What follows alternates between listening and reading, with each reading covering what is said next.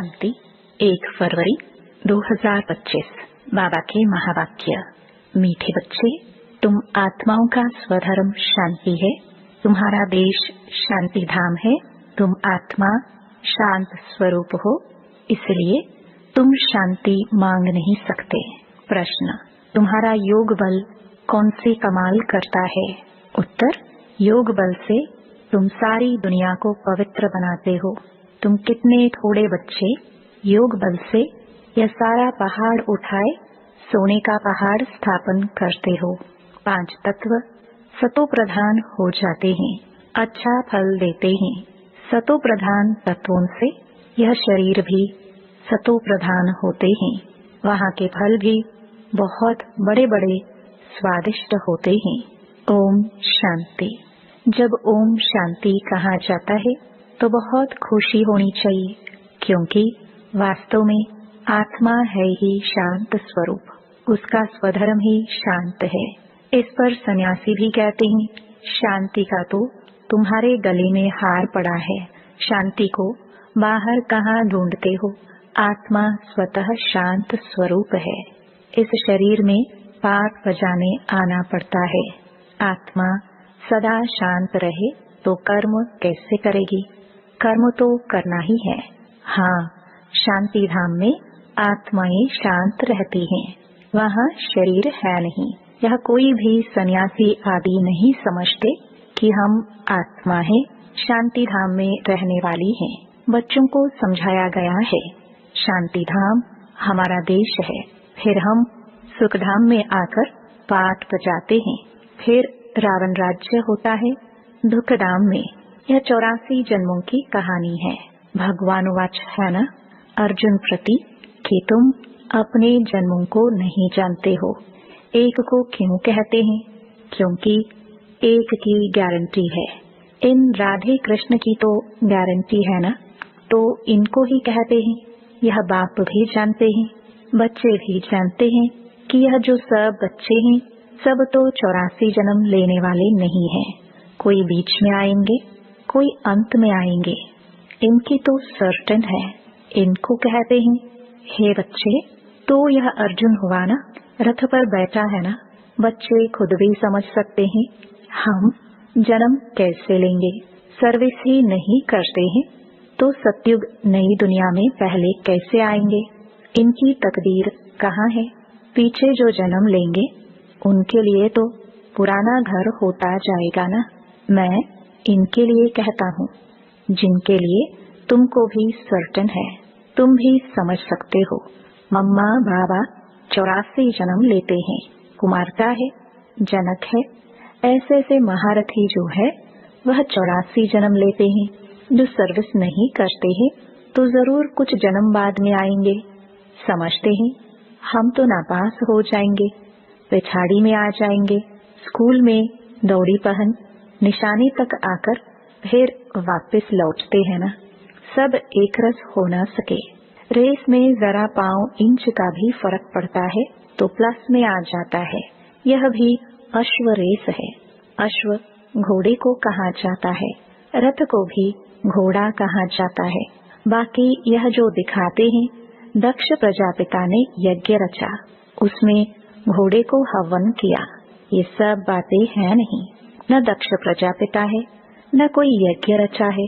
पुस्तकों में भक्ति मार्ग की कितनी दंत कथाएं हैं, उनका नाम ही कथा है। बहुत कथाएं सुनते हैं। तुम तो यह पढ़ते हो, पढ़ाई को कथा थोड़ी कहेंगे। स्कूल में पढ़ते हैं, एम ऑब्जेक्ट रहती है। हमको इस पढ़ाई से यह नौकरी मिलेगी, कुछ न कुछ मिलता है। अभी तुम बच्चों को देही अभिमानी बहुत बनना है, यही मेहनत है। बाप को याद करने से ही विकर्म विनाश होंगे। खास याद करना होता है, ऐसे नहीं कि मैं तो शिव बाबा का बच्चा हूँ ना, फिर याद क्या करे। नहीं, याद करना है अपने को स्टूडेंट समझकर। हम आत्माओं को शिव बाबा पढ़ा रहे हैं, यह भी भूल जाते हैं। शिव बाबा एक ही टीचर है जो सृष्टि के आदि मध्य अंत का राज सुनाते हैं, यह भी याद नहीं रहता है। हर एक बच्चे को अपने दिल से पूछना है कि कितना समय बाप की याद ठहरती है। जास्ती टाइम तो बाहर मुक्ता में ही जाता है। यह याद ही मुख्य है। इस भारत के योग की ही बहुत महिमा है, परंतु योग कौन सिखलाते हैं यह किसको पता नहीं है। गीता में श्री कृष्ण का नाम डाल दिया है। अब श्री कृष्ण को याद करने से तो एक भी पाप नहीं कटेगा, क्योंकि वह तो शरीरधारी है, 5 तत्वों का बना हुआ है। उनको याद किया तो गोया मिट्टी को याद किया, 5 तत्वों को याद किया। शिव बाबा तो अशरीरी है, इसलिए कहते हैं अशरीरी बनो, मुझ बाप को याद करो। कहते भी हो हे पतित पावन, वह तो एक हुआ ना। युक्ति से पूछना चाहिए गीता का भगवान कौन। भगवान रचयिता तो एक होता है। अगर मनुष्य अपने को भगवान कहलाते भी हैं तो ऐसे कभी नहीं कहेंगे कि तुम सब हमारे बच्चे हो। या तो कहेंगे तत्त्वम, या कहेंगे ईश्वर सर्वव्यापी है, हम भी भगवान तुम भी भगवान, जिधर देखता हूँ तू ही तू है। पत्थर में भी तो ऐसे कह देते तुम हमारे बच्चे हो, यह कह नहीं सकते। यह तो बाप ही कहते हैं हे मेरे लाडले रूहानी बच्चों, ऐसे और कोई कह ना सके। मुसलमान को अगर कोई कहे मेरे लाडले बच्चों तो थप्पड़ मार दे। यह एक ही पारलौकिक बाप कह सकते हैं, और कोई सृष्टि के आदि मध्य अंत का ज्ञान दे ना सके। 84 के सीढ़ी का राज कोई समझा ना सके सिवाय निराकार बाप के। उनका असली नाम ही है शिव। यह तो मनुष्यों ने अताह नाम रख दिए हैं। अनेक भाषाएं हैं तो अपनी अपनी भाषा में नाम रख देते हैं। जैसे बॉम्बे में बबुलनाथ कहते हैं, परंतु वह अर्थ थोड़ी समझते। तुम समझते हो कांटों को फूल बनाने वाला है। भारत में शिव बाबा के हजारों नाम होंगे, अर्थ कुछ नहीं जानते। बाप बच्चों को ही समझाते हैं, उसमें भी माताओं को बाबा जास्ती आगे करते हैं। आजकल फीमेल्स का मान भी है, क्योंकि बाप आए हैं ना। बाप माताओं की महिमा ऊंच करते हैं। तुम शिव शक्ति सेना हो, तुम ही शिव बाबा को जानते हो। सच तो एक ही है, गाया भी जाता है सच की बेड़ी हिले डुले डूबे नहीं। तो तुम सच्चे हो, नई दुनिया की स्थापना कर रहे हो। बाकी झूठी बेड़ियां सब खत्म हो जाएंगी। तुम भी कोई यहाँ राज्य करने वाले नहीं हो, तुम फिर दूसरे जन्म में आकर राज्य करेंगे। यह बड़ी गुप्त बातें हैं जो तुम ही जानते हो। यह बाबा ना मिला होता तो कुछ भी नहीं जानते थे, अभी जाना है। यह है युधिष्ठिर, युद्ध के मैदान में बच्चों को खड़ा करने वाला। यह है नॉन वायलेंस, अहिंसक। मनुष्य हिंसा समझ लेते हैं मारामारी को। बाप कहते हैं पहली मुख्य हिंसा तो काम कटारी की है, इसलिए काम महाशत्रु कहा है। इन पर ही विजयी पानी है। मूल बात है ही काम विकार की। पतित माना विकारी। विकारी कहाँ ही जाता है पतित बनने वाले को। जो विकार में जाते हैं, क्रोध करने वाले को ऐसे नहीं कहेंगे कि यह विकारी है। क्रोधी को क्रोधी, लोभी को लोभी कहेंगे। देवताओं को निर्विकारी कहा जाता है। देवताएं निर्लोभी, निर्मोही, निर्विकारी हैं। वह कभी विकार में नहीं जाते। तुमको कहते हैं विकार बिगर बच्चे कैसे होंगे। उन्हों को तो निर्विकारी मानते हो ना। वह है ही वाइसलेस दुनिया। द्वापर कलयुग है विशेष दुनिया। खुद को विकारी, देवताओं को निर्विकारी कहते तो है ना। तुम जानते हो हम भी विकारी थे, अब इन जैसा निर्विकारी बन रहे हैं। इन लक्ष्मी नारायण ने भी याद के बल से यह पद पाया है, फिर पा रहे हैं। हम ही देवी देवता थे। हमने कल्प पहले ऐसा राज्य पाया था जो गवाया, फिर हम पा रहे हैं। यही चिंतन बुद्धि में रहे तो भी खुशी रहेगी, परंतु माया यह स्मृति भुला देती है। बाबा जानते हैं तुम स्थायी याद में रह नहीं सकेंगे। तुम बच्चे अडोल बन याद करते रहो तो जल्दी कर्मातीत अवस्था हो जाए और आत्मा वापस चली जाए, परंतु नहीं। पहले नंबर में तो यह जाने वाला है।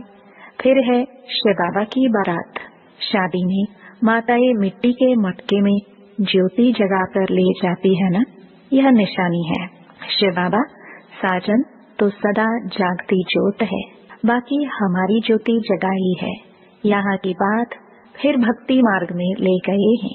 तुम योग बल से अपनी ज्योति जगाते हो, योग से तुम पवित्र बनते हो, ज्ञान से धन मिलता है। पढ़ाई को सोर्स ऑफ इनकम कहा जाता है ना। योग बल से तुम खास भारत और आम सारे विश्व को पवित्र बनाते हो। इसमें कन्याएं बहुत अच्छी मददगार बन सकती हैं। सर्विस कर ऊंच पद पाना है, जीवन हीरे जैसा बनाना है, कम नहीं। गाया जाता है फॉलो फादर मदर, सी मदर फादर और अनन्य ब्रदर्स सिस्टर्स। तुम बच्चे प्रदर्शनी में भी समझा सकते हो कि तुमको 2 फादर हैं, लौकिक और पारलौकिक। इसमें बड़ा कौन? बड़ा तो जरूर बेहद का बाप हुआ ना। वर्षा उनसे मिलना चाहिए। अभी वर्षा दे रहे हैं, विश्व का मालिक बना रहे हैं। भगवान वाच तुमको राजयोग सिखाता हूँ, फिर तुम दूसरे जन्म में विश्व के मालिक बनेंगे। बाप कल्प कल्प भारत में आकर भारत को बहुत साहूकार बनाते हैं। तुम विश्व के मालिक बनते हो इस पढ़ाई से। उस पढ़ाई से क्या मिलेगा? यहाँ तो तुम हीरे जैसा बनते हो 21 जन्म लिए। उस पढ़ाई में रात दिन का फर्क है। यह तो बाप टीचर गुरु एक ही है। तो बाप का वर्षा, टीचर का वर्षा और गुरु का वर्षा सब देते हैं।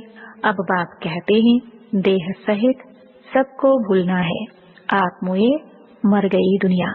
बाप के एडॉप्टेड बच्चे बने, बाकी किसको याद करेंगे? दूसरों को देखते हुए जैसे कि देखते नहीं। पाठ में भी आते हैं, परंतु बुद्धि में है अब हमको घर जाना है, फिर यहाँ आकर पाठ बजाना है।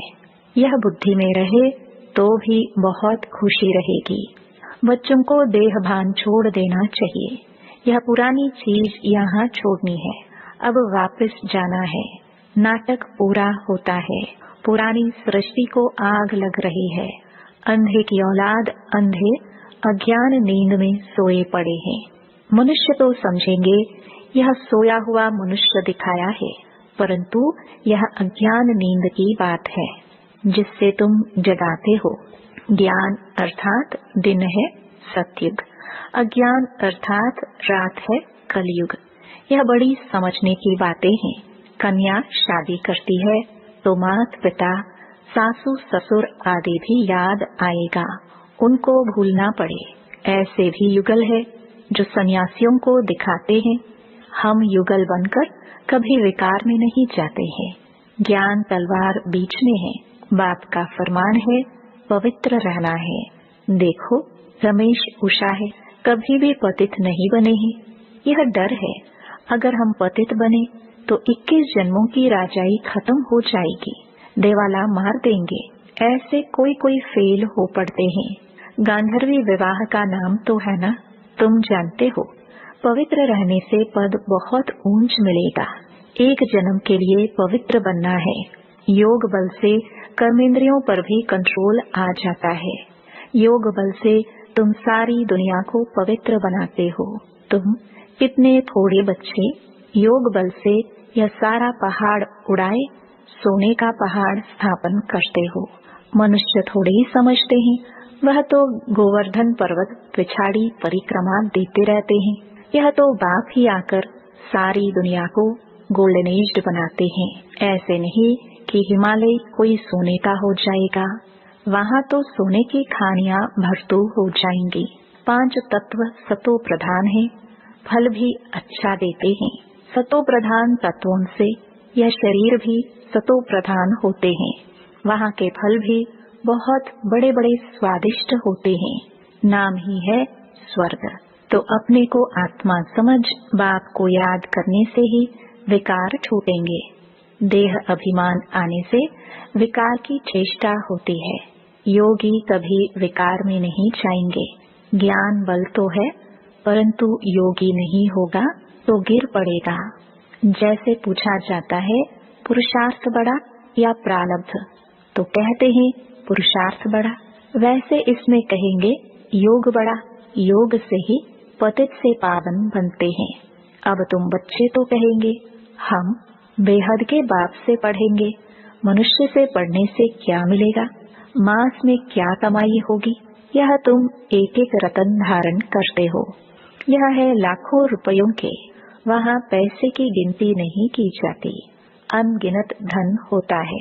सबको अपनी अपनी ठेपियां आदि होती हैं। अब बाप कहते हैं हम तुमको राजयोग सिखलाते हैं। यह है एम ऑब्जेक्ट। पुरुषार्थ करके ऊंच बनना है। राजधानी स्थापन हो रही है। इन लक्ष्मी नारायण ने कैसे प्रारब्ध पाई, इनकी प्रारब्ध को जान गए तो बाकी क्या चाहिए। अभी तुम जानते हो कल्प 5000 वर्ष बाद बाप आते हैं, आकर भारत को स्वर्ग बनाते हैं।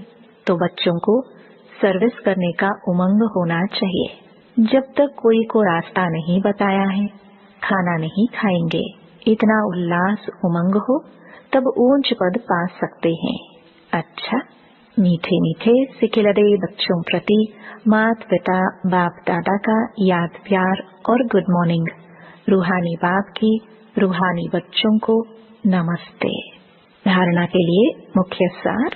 पहला, ईश्वरीय सर्विस कर अपना जीवन 21 जन्मों के लिए हीरे जैसा बनाना है।